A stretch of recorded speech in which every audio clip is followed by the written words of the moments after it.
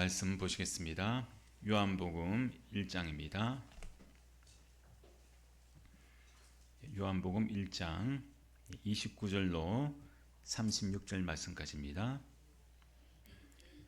1장 29절로 36절 한 절씩 교독합니다. 이튿날 요한이 예수께서 자기에게 나오심을 보고 이르되 보라 세상 죄를 지고 하는 하나님의 어린 양이로다.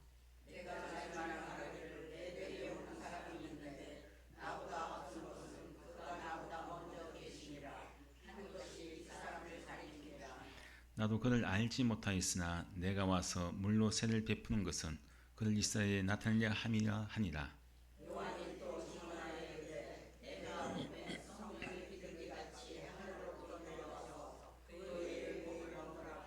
나도 그를 알지 못하였으나 나를 보내어 물로 세를 베풀라 하신 그 이가 나에게 말씀하시되 성령이 내려서 누구 위에든지 머무는 것을 보거든 그가 곧 성령으로 세를 베푸는 이인 줄 알라 하셨기에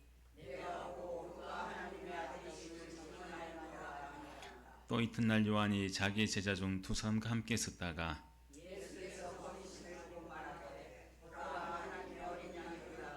아멘. 오늘 말씀은 세상의 죄를 짊어진 사랑의 어린 양이라는 제목까지 함께 사순절 첫 번째 주일 말씀을 함께 나누겠습니다. 우리가 이 공항에 가면은 참 수많은 이 사람들이 이 공항에 있습니다. 그 수많은 그런 사람들이 참 여행을 가기 위해서 많은 그런 짐을 가지고 있습니다. 어떤 사람은 큰 그런 짐을 가지고 있고 어떤 사람은 조그만 그런 또 짐을 이제 가지고 있습니다. 어떤 사람이 어깨에 메기도 하고 또 손에 들기도 하고 또 끌기도 하는 참 수많은 사람들이 여행을 가기 위해서 많은 그런 짐을 이제 가지고 있는데 참 우리가 이 공항에 있는 모든 사람들이 대부분 참 짐을 가지고 있지 않습니까? 겉보기에는 참 그 사람들 볼 때 여행을 가고 참 좋겠구나 그런 모습이 있습니다. 근데 사람들 보면요 또 이 공항에 이 비행기를 타기 위해서 좀 그 짐을 이 화물로 보내지 않습니까? 그럼 줄을 쫙 섭니다. 자, 그 무거운 짐들 참 이 사람들이 즐거운 여행을 하기 위해서 그 짐을 이제 꾸리고 그렇게 이제 가지고 왔는데 참 우리의 모든 그런 사람들이 마찬가지 아니겠습니까? 우리의 모든 인생길을 가는 사람들은요 각자의 그 짐이 어떤 사람은 큰 짐을 가지고 있기도 하고 어떤 사람은 작은 짐을 가지고 있기도 하지만 모든 사람이 다 짐을 가지고 있다는 거예요. 여행을 가는 사람들은 비록 이 짐을 가지고 가지만은 내려놓을 수도 있습니다. 비행기에 또 실을 수도 있죠. 그리고 우리의 인생의 짐 누구나 할 것 없이 다 가지고 있는 공통적인 그런 짐이 있다는 거죠. 그것은 누구도 자기 스스로 내려놓을 수 없는 짐입니다. 내가 아무리 내려놓고 싶어도요 내려놓을 수 없는 그런 짐이란 거죠. 그 짐이 무슨 짐이겠습니까? 그죠? 죄의 짐이죠. 죄의 짐. 이 모든 사람은요 다 죄의 짐을 다 지고 있습니다. 어린아이나 어른이나 할 것 없이 다 지고 있다는 것이죠. 짐을 지고 있으니까 얼마나 힘들겠어요. 우리 인생이 얼마나 고달프겠습니까? 근데 오늘 성경에서 말씀하죠. 오늘 세례 요한이 예수님을 보면서 하는 말이 있습니다. 예수님이 자기에게 오는 것을 보고 이 29절 말씀에 뭐라고 합니까? 보라 세상 죄를 지고 가는 하나님의 어린 양이로다. 참 놀라운 말씀이죠. 왜 이 말씀이 놀라운 말씀이냐? 우리가 살아가는 인생은 죄의 짐을 누구든지 다 지고 가는 인생이라고 말씀드렸습니다. 세상 죄라고 할 수 있는 것인데 죄짐인데 근데 예수님이 어떻게 합니까? 그 세상 죄를 예수님이 지고 대신 지신다는 거예요. 내가 져야 할 짐, 내가 지고 있는 이 무거운 죄의 짐, 인생의 짐 예수님이 그 죄를 지고 지금 가고 있다. 지금 그 말씀을 이제 하고 있습니다. 어린 양 대신 예수님이 내 인생의 죄짐을 대신 지고 가고 있다고 지금 세례 요한이 지금 이야기를 하고 있습니다. 근데 왜 이 세례 요한이요 예수님을 보고 세상을 가르치는 선생이라고 하지 않고 또한 세상을 고치는 그런 사람이라고 하지 않고 예수님을 향해서 왜 세상 죄를 지고 가는 하나님의 어린 양이다. 그렇게 예수님 이야기하겠습니까? 우리가 인간의 가장 큰 문제는 무엇이겠어요? 우리에게 있는 주어진 환경이나 우리에게 있는 그런 이 가난도 아니고 여러 가지 다른 건 조건이 아닙니다. 우리 인간에게 있어서 가장 큰 문제는요, 바로 죄라는 것이죠. 죄의 문제입니다. 자, 우리가 이 죄라고 할 때, 여러분, 죄가 어떤 뜻이겠습니까? 죄. 성경에서 말하는 죄는 어떤 죄겠어요? 성경에서 말하는 죄. 성경에서 말하고 있는 죄는요, 그 원어의 뜻을 보면요, 화살을 우리가 쏘지 않습니까? 어디를 향해 쏘아요? 관역을 향해 쏘지 않습니까? 관역을 향해 쏘는데 그 화살이 관역을 향해서 쏘았을 때 가는 것이 아니라 엉뚱한 곳으로 가는 거예요. 엉뚱한 방향으로 그 화살이 날아갑니다. 즉 무슨 말씀이냐? 우리 인생이 하나님을 향해서 정확하게 나아가야 되는데 어디로 나아갑니까? 세상으로 엉뚱하게 나아가는 거예요. 하나님께 나아가는 모습이 아닌 방향이 하나님이 아닌 다른 방향으로 나아가는 것. 그것은 성경에서는 죄라고 합니다. 죄. 내 뜻대로 내 기준대로 살아가는 것. 그게 죄라는 거죠. 내가 중심이 되어가는 삶. 그게 죄라는 것입니다. 하나님이 중심이 되어야 할 삶이 내가 중심이 되어 살아가는 엉뚱한 방향의 삶을 살아가는 것. 그게 성경에서는 죄다. 그렇게 이제 말씀합니다. 그래서 이 세상 죄라고 하는 것은요, 어떤 말이냐? 하나님을 떠난 인간 전체의 모습이 바로 세상 죄다. 그렇게 이야기합니다. 우리 모든 인간은 하나님에게서 떠나 있다는 거죠. 하나님에게서 나아가는 것이 아니라, 하나님과 함께하는 것이 아니라, 하나님께서 원하시는 방향으로 놓는 것이 아니라 엉뚱한 방향으로 나아가고 하나님과 함께하지 않는 것. 그런 것을 세상의 죄다. 그렇게 이제 말씀합니다. 근데 여기서 우리가 이 질문이 생기죠.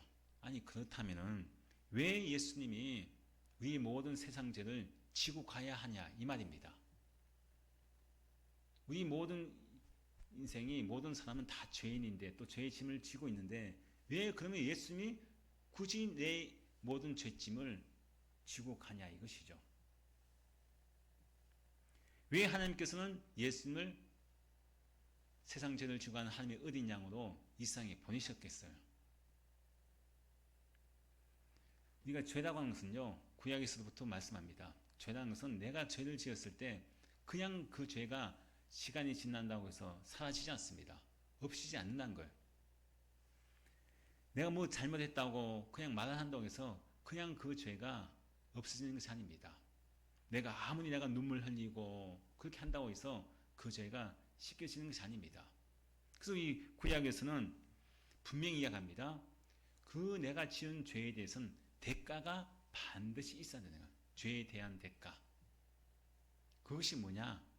죄를 지은 사람이 분명히 대가를 치르는데 그것이 뭐냐? 성경에서 말씀하지 않습니까? 레위기 17장 말씀에서 함께 보겠습니다. 육체의 생명은 피에 있습니다. 내가 이 피를 너희에게 주어 단에 뿌려 너희 생명을 위하여 속하게 하였나니 생명이 피에 있으므로 피가 죄를 속하느니라. 레위기 17장 11절 말씀에는 육체의 우리 모든 생명은 어디에 있습니까? 피에 있죠. 피라는 것은 생명을 이제 상징합니다. 피에 있는데 근데 우리가 죄를 지었어요. 우리 육체가 죄를 지었습니다. 우리가 죄를 지었을 때 그러면 우리가 죄를 짓게 되면요.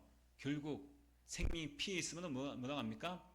피가 죄를 속하느니라. 자, 생명과 피는 동일한 것이죠. 동일하게 이해합니다. 자, 근데 그 뒤에 이 히브리서 9장 22절 말씀엔 또 뭐라고 하느냐? 자, 함께 보겠습니다. 율법을 쫓아 그의 모든 물건이 피로써 정결케 되나니 피 흘림이 없은즉 사함이 없느니라. 자, 그러니까 죄를 지은 우리 모든 사람이 그 죄가 사함받기 위해서는 어떻게 되겠습니까?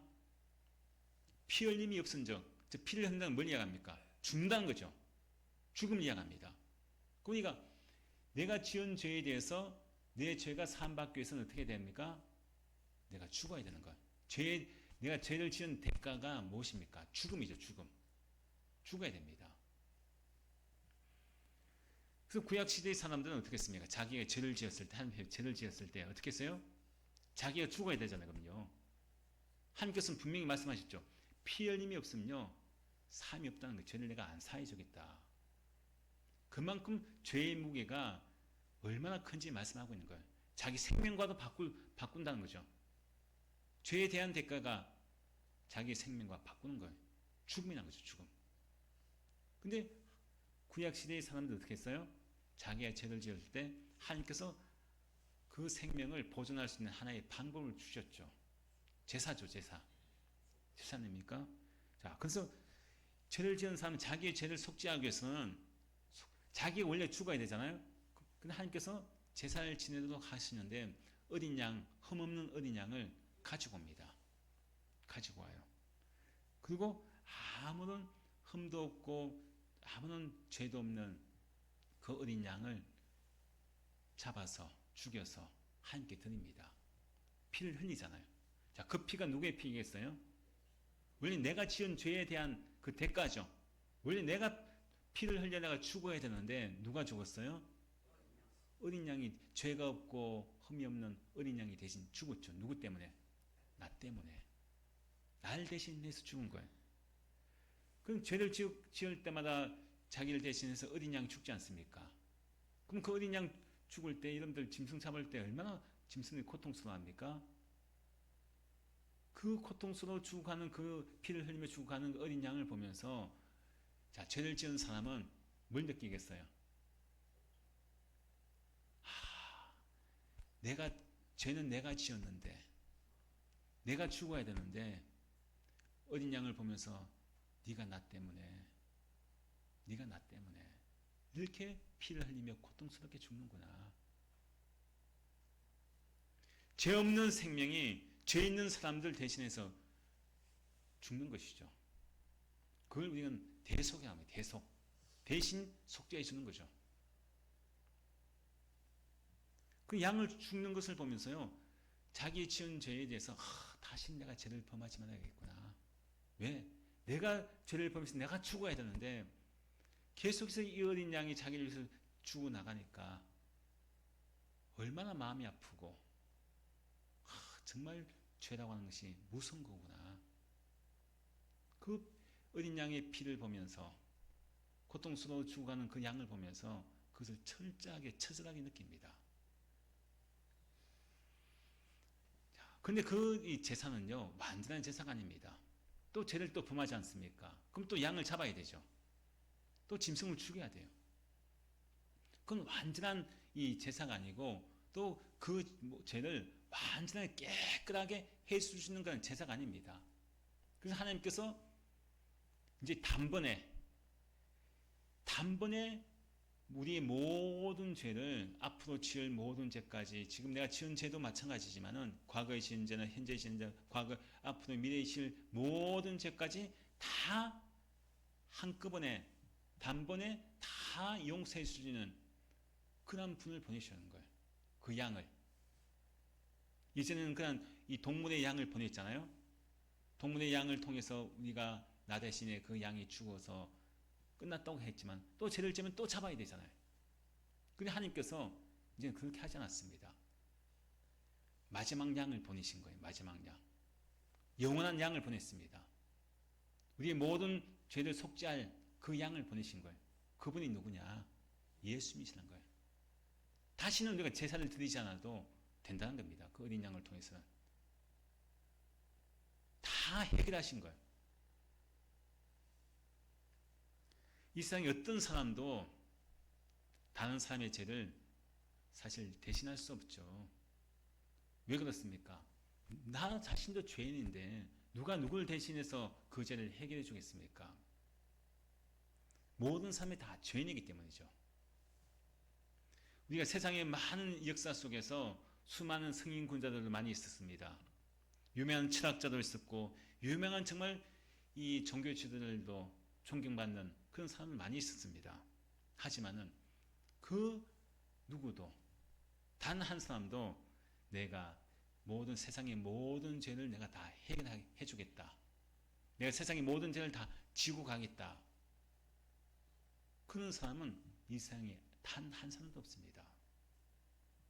왜 그렇습니까? 자기의 죄도 해결하지 못하기 때문이죠. 자기의 죄도. 그래서 하나님께서는 어떻게 합니까? 죄 없는 분을 보내신 거예요. 흠이 없는 그 양을 잡아서 구약시대에는 자기의 죄가 대속받아서 죽음을 안 당했지만은 세상의 모든 사람은 다 죄인이기 때문에 그 누구도 세상 죄를 다 해결할 수 없는 그런 상황 속에서 하나님께서는 흠이 없고 죄가 없는 완전한 분, 그 예수님을 이 세상에 어린 양으로 보내주셨다는 겁니다. 예수님 죄가 없는 분이죠. 하나님이시기 때문에. 그 예수님만이 누구의 죄를 질 수 있습니까? 우리 모든 사람들, 죄인된 우리 모든 사람들의 죄를 대신 질 수 있는 것이죠. 왜? 죄가 없는 완전한 분이시기 때문에. 바로 예수님께서 바로 이 세상 죄를 지고 가는 어린 양이다. 그렇게 지금 세례요한이 분명히 이야기를 하고 있습니다. 자, 근데 세례요한이요, 예수님을 보면서 그렇게 외친 이유가 뭐냐? 자, 보라라고 하지 않습니까? 보라.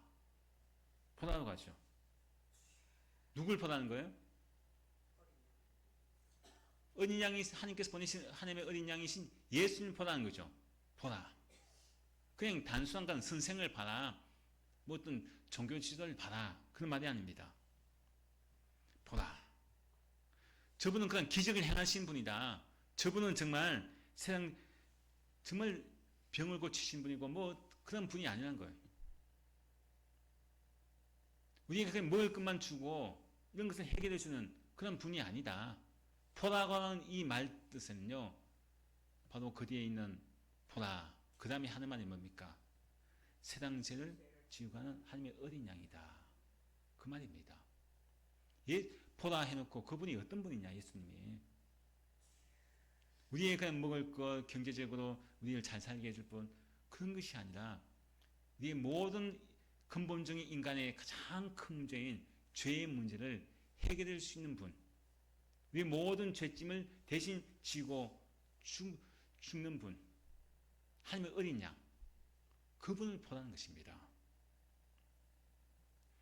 그래서 우리가 예수님은 세상을 위해서 죽으셨다, 그렇게 우리가 또 알고 있고 또 우리가 그렇게 또 보고 배우고 있습니다.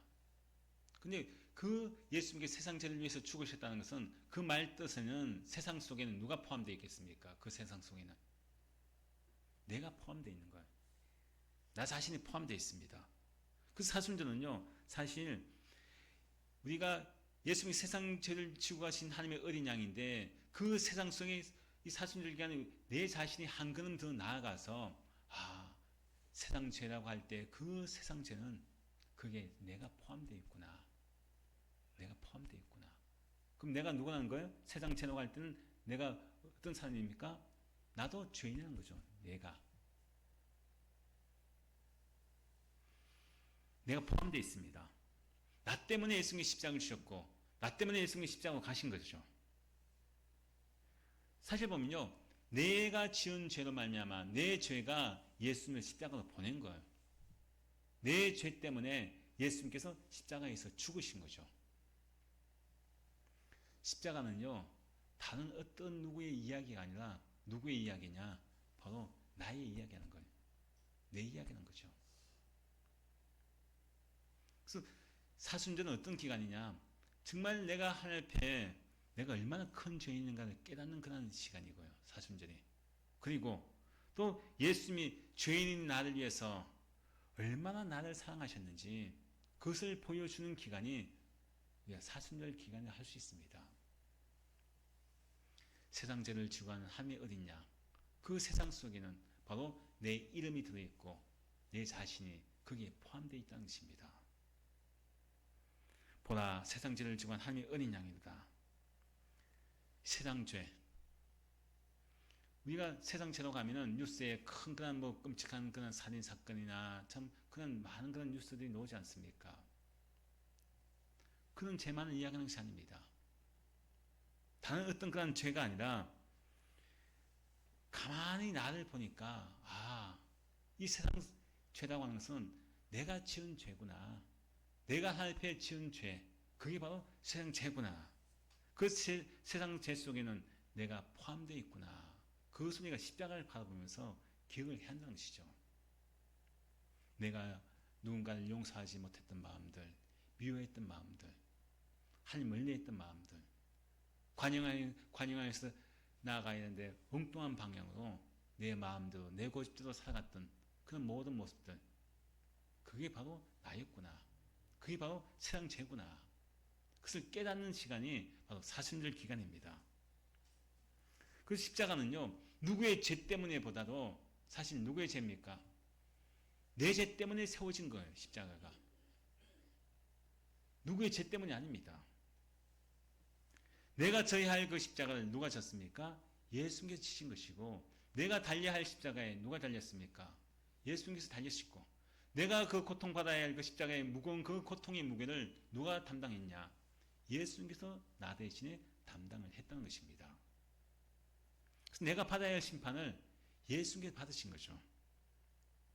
그래서 우리가 십자가를 바라볼 때 항상 두 가지를 먼저 생각해야 됩니다. 첫 번째는 뭐냐? 내 죄가 얼마나 심각한 죄인지 그것을 깨닫는 것이고요. 그리고 또 두 번째는 하나님께서 나를 얼마나 사랑하시는지 그것을 깨닫는 것입니다. 그 십자가를 바라볼 때, 야, 정말 내 죄가 얼마나 크고 얼마나 그것이 무거운 그 죄의 무게였으면은 하나님께서 자기의 독생자 예수님을 이 땅에 보내주셨을까? 피 흘림이 없으면 죄사함이 없다고 하지 않았습니까? 반드시 우리가 피를 흘려야지, 즉 생명을 내어주어야지 내 죄가 사함받는 것인데 하나님께서는 말로만 사랑하지 않았습니다. 눈물로 사랑하신 것이 아니죠. 어떻게 사랑했습니까? 자신의 생명으로 사랑해 주셨습니다. 자신의 생명으로. 결국 자기 자신을 다 십자가에서 내어주신 건 아니겠습니까? 예수님은요, 우리는 사랑을, 야, 사랑은 이런 거야, 이런 거야.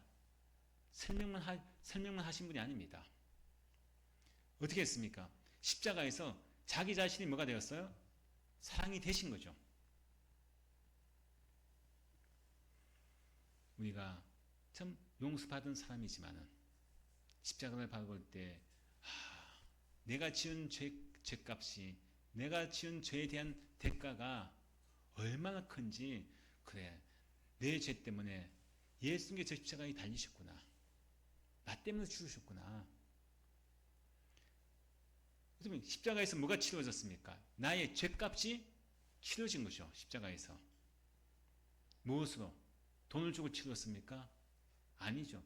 예수님이 자기 자신의 생명을 피로 우리의 죄값을 치러주신 사건이 십자가 사건 아니겠습니까? 어린 양 대신 예수님이 나 대신에 고통당하면서 죽으신 곳이 십자가입니다. 우리가 사순절은 사실 보면요, 슬픈 이 절기가 될 수도 있지만은 사실 보면은 사순절 기간은 그 십자가의 사랑을 깨닫는 시간이 더 중요합니다. 우리가 금식을 하고 예수님 나를 위해서 십자가에 죽으신 것을 슬퍼하는 그런 마음도 있겠지만은 더 중요한 것은 그런 마음으로 끝나는 것이 아니라 예수님께서 나를 얼마나 사랑하셨을까? 하나님께서 나를 얼마나 사랑하셨을까? 하나님이 세상을 이처럼 사랑하사, 아니 세상 죄가 그렇게 많고 무거운데 근데 하나님은 어떻게 했습니까? 하나님이 세상을 이처럼 사랑하사 어떻게 사랑했냐? 자기 독생자 외아들 내어주기까지 사랑하셨다는 것이죠.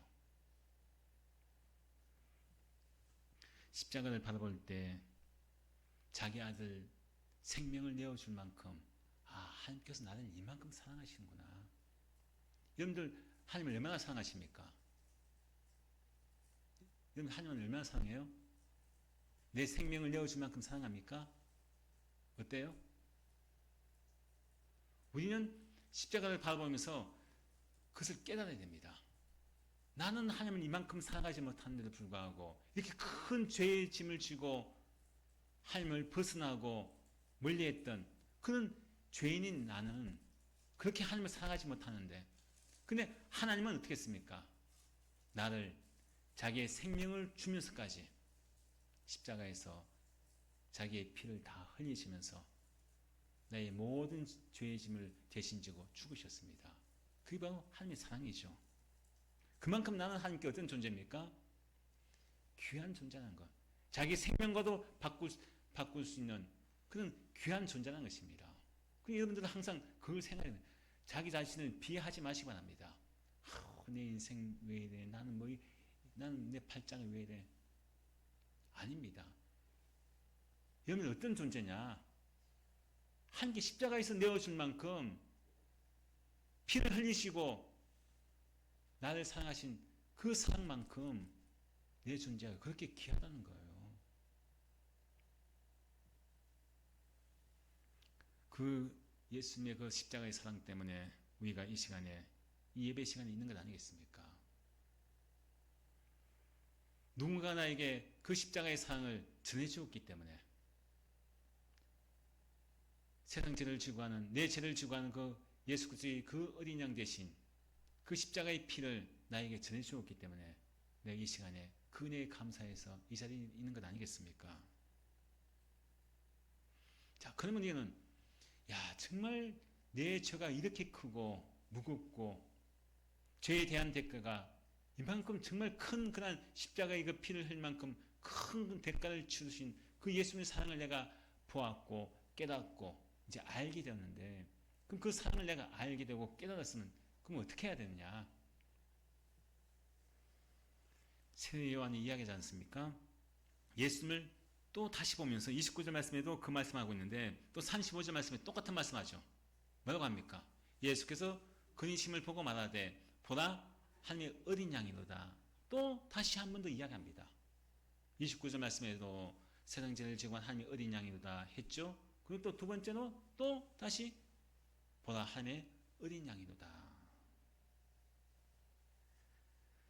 이 말을 할 때 그때 세례 요한 옆에 세례 요한의 제자가 두 명이 있었습니다.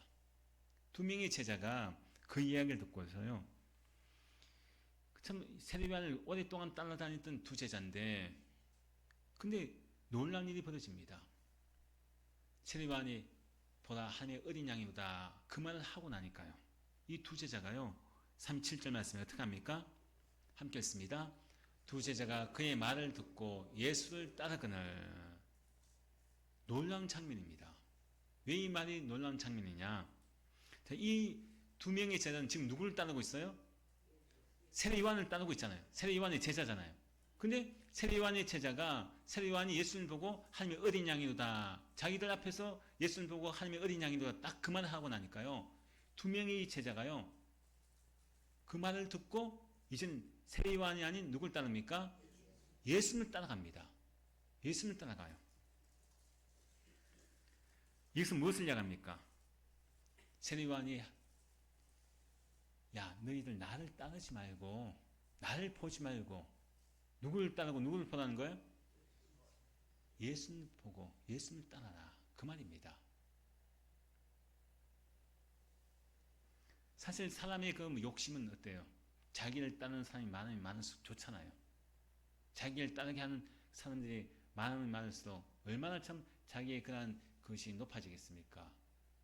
근데 세례 요한은 그렇게 하지 않았습니다. 예수님을 따르도록 하는 거예요.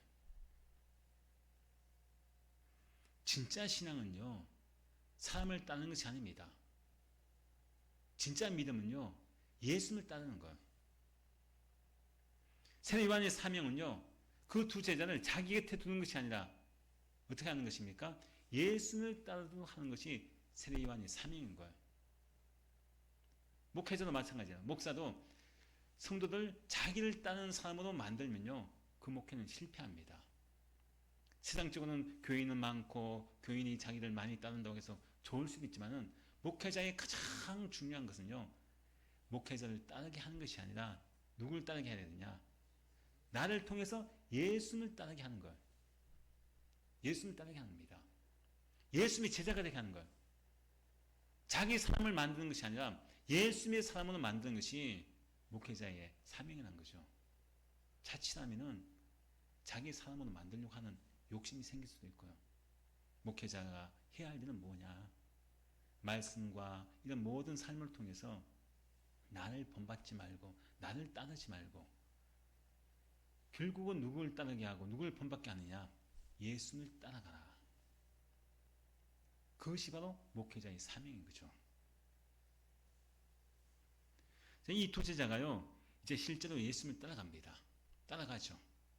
자, 따라가는데, 자, 오늘 말씀을 보니까 38절 말씀에 예수님이 물으시죠. 두 제자가 자기를 따르는 것을 보고 무엇을 구하느냐? 무엇을 구하느냐? 무엇을 구하느냐? 이 말이 무슨 뜻일까요? 자, 세례 요한을 따랐던 두 제자가 자기를 이제 따라오잖아요. 예수님 입장에서 좋을까요? 안 좋을까요? 참 사람 마음은 좋죠. 얼마나 든든하겠어요. 근데 그 두 제자에게 무엇을 구하느냐? 이 질문은요, 어떤 질문이겠습니까? 너희는 왜 나를 따르느냐? 그 말입니다. 이 질문은요, 예수님께서 두 제자에게 했지만은 지금 저에게 또 지금 여러분들에게 각자에게 하신 질문입니다. 너희들 왜 나를 믿느냐? 너희들 왜 나를 따르고 있느냐? 지금 예수님께 지금 이 시간에 나에게 하신 질문입니다. 무엇을 구하기 위해서, 무엇을 위해서 나를 따르고 있느냐? 나를 믿고 있느냐? 질문합니다. 여러분, 왜 예수님을 따릅니까? 왜 예수님을 믿습니까? 예수님께서 지금 나에게 물으시면 뭐라고 하시겠어요? 나는 지금 예수님을 따른다고 지금 하고 있는데 예수님께서 갑자기 나에게 지금 이 질문을 하시는 거예요. 오늘 이 시간에. 무엇을 구하느냐? 너 왜 나를 믿어? 왜 나를 지금 따르냐? 질문한다면 뭐라고 하실까요?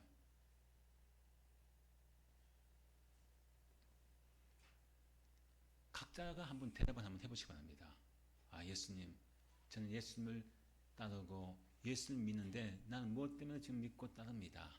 아마 각자가 아마 대답을 할 겁니다. 무엇 때문에 따르고 있습니까? 정말 우리의 모든 삶은요, 삶의 자리가 항상 예수님과 함께하는 그런 자리에 가야 됩니다. 무엇을 구하느냐? 우리의 모든 무엇을 위해서 나를 따르느냐? 이 말 속에는요, 우리에게 주신 말씀이라고 했죠? 그럼 우리는 어떻게 해야 됩니까? 예수님께서는 정말 세례 요한이 이야기했던 것처럼 나의 죄, 세상 죄인 나의 죄를 지고 가는 하나님의 어린 양입니다. 내 모든 죄의 짐을 대신 지시고 대속해 주셔서 내가 이렇게 의인 되어서 거룩한 하나님의 백성이 되어서 이제 하나님의 자녀가 되었는데 이 은혜가 너무나 감사해서 내가 이제 예수님을 따릅니다. 내 죄의 짐을 내 스스로 해결할 수 없는데 내가 지은 죄를 생각하면 내가 죽어야 하는데 내가 피가 흘려야 되는데 예수님이 내 생명을 대신하셨고 나 대신에 고통받으시고 내 모든 죄의 짐을 다 해결해 주셨기에 내가 따릅니다. 이것이 우리의 믿음의 고백이 되어야 됩니다. 마찬가지로 이 사순절 기간이 내 삶의 방향을 옮기는 시간입니다.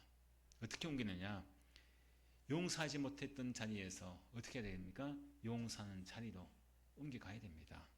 미워했던 마음에서 사랑의 마음으로 옮겨가야 합니다. 내 입이 침묵했던 그런 이 침묵의 그런 삶에서 이제는 복음을 전하는 사람으로 우리가 삶의 방향을 옮겨가야 한다는 것이죠. 자, 이렇게 이 두 제자가 예수님을 만났죠. 자, 만나고 난 뒤에요, 그냥 있지 않았습니다. 근데 그 두 제자 중에 한 명의 이름이 안드레인데요, 안드레. 근데 그가 예수를 만나고 난 뒤에 막 가장 먼저 쫓아가서 이야기한 사람이 만난 사람이 있어요. 예수를 만나고 난 이후에. 예. 그 뒤에 오늘 말씀 보니까요, 그 말씀하지 않습니까? 이 40절부터 요한의 말을 듣고 예수를 따르는 두 사람 중 하나는 시몬 베드로의 형제 안드레라. 그가 먼저 자기 형제 시몬을 찾아 말하되, 자기 형제 시몬 베드로입니다. 그 형제 베드로를 향해서 막 달려가서 뭐라고 합니까? 우리가 메시아를 만났다 하고, 메시아를 만났다는 것. 구약에 그렇게 예언했던 그 하나님의 아들 구원자 메시아를 만났다. 그렇게 전해줍니다. 그러고 나서 베드로를 데리고 예수님께 데려가죠. 데려갑니다. 이것은 무엇을 이야기합니까? 예수님을 진짜 만난 사람은요, 어떤 모습입니까? 전하지 않으면 견딜 수가 없는 거예요. 진짜 내가 세상 죄를 주관 하나님이 어딨냐? 우리의 구원자 메시아를 만났다. 그 죄의 짐을 이제 완전히 벗겨지는 그런 자유와 기쁨과 감격으로 인해서요, 자기 형제 베드로를 향해서 찾아가서 진짜 내가 예수를 만났다. 즉 복음을 전하는 거예요. 복음을. 전도라고 하는 것은요, 우리가 교회에서 특별하게 전도 프로그램이 있어서 하는 것이 아닙니다. 전도는 뭡니까? 예수님만 진짜 만난 사람이 그냥 나가서 전하는 것이 그게 전도인 거예요. 교회 프로그램을 해서 막 전도하고 그것도 중요하지만은 우리의 삶 속에서 예수님을 진짜 만난 사람은 내 삶 속에서 내가 만난 예수님, 내 모든 죄의 짐을 다 지고 가시고 해결해 주신, 대속해 주신 그 예수님을 전하는 것이죠. 어린 양을 만난 사람은요, 전하게 되어 있습니다. 그 십자가가 난 누구의 먼 그런 2000년 전의 이야기로 알았고 누군가의 죄를 위해서 죽었다고 생각했는데 그 십자가는 누구의 십자가이냐? 내 십자가고 그 십자가 이야기는 내 이야기였다. 그걸 전하는 거예요. 전도라고 하는 것은요, 거창한 것이 아닙니다. 전도는요, 우리가 사실 보면 우리가 전도하면 어떤 마음이 들고 있습니까? 내가 전도하면은 누군가 꼭 교회에 데리고 와야 된다고 생각하잖아요, 사실. 그게 우리 전도라고 하는 거예요, 생각합니다. 그 전도는요, 그게 아닙니다, 사실. 진짜 전도는 그 사람이 듣든지 아니 듣든지, 그 사람이 교회에 오든지 안 오든지, 지금 교회에 오면 너무나 좋죠. 교회 와서 신앙생활을 함께 하면 좋죠. 하지만 그 사람이 믿든지 안 믿든지, 듣든지 안 듣든지, 그것보다도 내가 만난 예수님을, 내가 만난 진짜 하나님의 어린 양이신, 우리 모든 죄를 다, 세상 죄를 지고 다 해결하신, 죄의 짐을 벗게 하신, 자유를 주신, 구원하신 그 예수님을 전하는 것이 전도입니다. 전도하면은 그 사람을 꼭 교회에 데리고 와야 된다는 건 그게 부담이 있으니까 되게 힘든 거예요. 전도하면은 되게 마음이 무거운 거예요. 전도는요, 전하기만 하면 됩니다. 전하는 것. 나머지는 누가 합니까? 하나님께서 하시는 거예요. 그래서 우리는 전도는 너무나 쉬운 거죠. 사람을 데리고 와야 된다는 그것 때문에 내가 부담이 되니까 저 사람이 안 오면 어떡하지? 그런 부담감이 있으니까 전도하기 쉽지 않다고 생각하는데 전도는 그게 아닙니다. 전도는 정말 와 보라. 와서 봐라 그냥. 예수 믿으라. 전하기만 하면 그게 전도입니다. 내가 그 사람을 데리고 오려고 하는 것이 아니라 내가 할 일은 뭡니까? 복음을 전하는 거예요. 선포하는 겁니다. 나머지는 하나님께서 하시는 것이고 그 사람의 에 따라 달라지겠지만은, 그래서 우리는 매일매 순간마다 내가 만난 예수님을 바로 오늘 말씀처럼 안드레처럼 가서 내가 만난 예수님을 전하는 것, 알리는 것, 그것이 바로 진짜 하나님의 어린 양을 만난 사람의, 십자가를 경험한 사람의 모습이라는 것입니다. 우리가 십자가를 바라볼 때 모든 사람이 그 인생의 짐이 어떻게 되었습니까? 이제 십자가를 바라보면요, 십자가를 바라보지 않는 사람은 항상 무거운 짐을 지고 가는 인생을 살 수밖에 없습니다. 하지만 그 모든 하나님의 어린 양이신 예수 그리스도를 우리가 믿는 사람, 만난 사람은요, 십자가를 바라볼 때 그 인생의 짐이 이제 어떻게 변합니까? 은혜로 바뀝니다. 짐이 은혜로 바뀌는 역사를 경험하는 것이죠.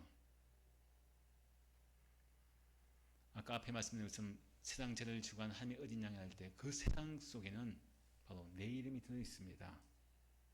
예수님이 바로 그 죄를 대신 지신 것이죠. 이제는 우리가 예수를 바라보는 사람이 되었습니다. 예수님을 향해서 우리가 함께 그 뒤를 따라가는 그런 사람이 되었습니다. 이제는 어떻게 해야 되냐?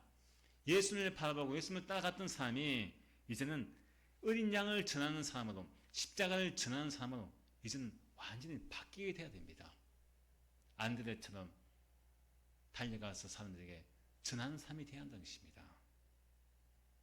이번 사순절 기간에 아까 광고 말씀드린 것처럼 한 사람을 마음에 품고 그 사람을 위해서 기도하시면서 와보라. 꼭 그 사람을 교회에 데리고 올 마음을 가지고 하지 마시고 일단 전하시기 바랍니다. 와보라. 예수를 만나봐라. 전할 때 베드로가 예수 앞에 나와서 예수님이 제자가 되었던 것처럼 놀라운 귀한 역사가 이번 사순간 일어나서 우리 믿지 않은 가족들 또 주변에 많은 그런 영혼들이 구원받는 귀한 역사가 일어나는 사순절 되시길 주님 축원드립니다. 이제 함께 기도하실 때